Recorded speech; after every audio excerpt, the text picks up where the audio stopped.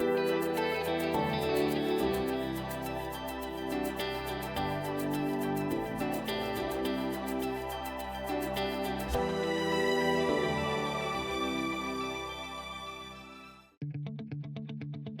there's one bird you're almost guaranteed to see when you visit Pope Farm in the spring and summer, it's the brash, confident, red-winged blackbird.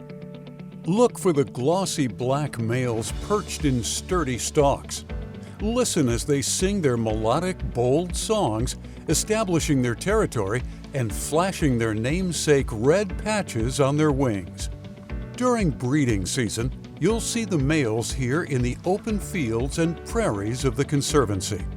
Their many mates are probably hidden nearby, and you may see them if you look lower in the grass. The females look quite different, sporting plain, streaky brown colors that help them to blend in with the grasses and reeds where they nest and forage. The difference in appearance is called sexual dimorphism and is a protective feature that can be found in many bird species. Up to 10 female redwings may nest near each other under one male's territory and protection, but they may also mate with other neighboring males. As a result, a nest may contain eggs from more than one father. The females make their nests low to the ground in thick grasses or reeds, carefully weaving a platform among several stalks and then forming a deep cup of grass and leaves on the sturdy base. The mother lays 3 to 5 pale bluish-green spotted eggs and incubates them by herself for 11 to 12 days. There's safety in numbers, and nesting close to one another keeps the females and young safer from the many predators that threaten them. Meanwhile, the noisy male stands on lookout and lets everyone know he's the king of his territory with his brassy call, conqueree. Males use their coloration for different purposes. His scarlet wing patches are called epaulets, and they're very important for protection and survival. When defending their territory, they display their epaulets to make them appear as large and as bright as possible. When encroaching on another male's territory, they hide the red with black feathers in order to seem less threatening.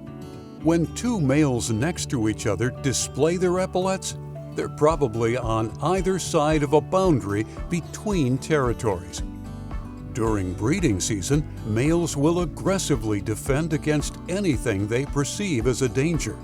They are known for attacking much larger birds like crows, herons, or cranes, sometimes even hitching a ride on another bird's back as if to say, "Back off." Young blackbirds look much like their mothers, brown and inconspicuous. Even young males take several months to develop their colors. Their bodies become more solid black with larger, brighter epaulets as they age.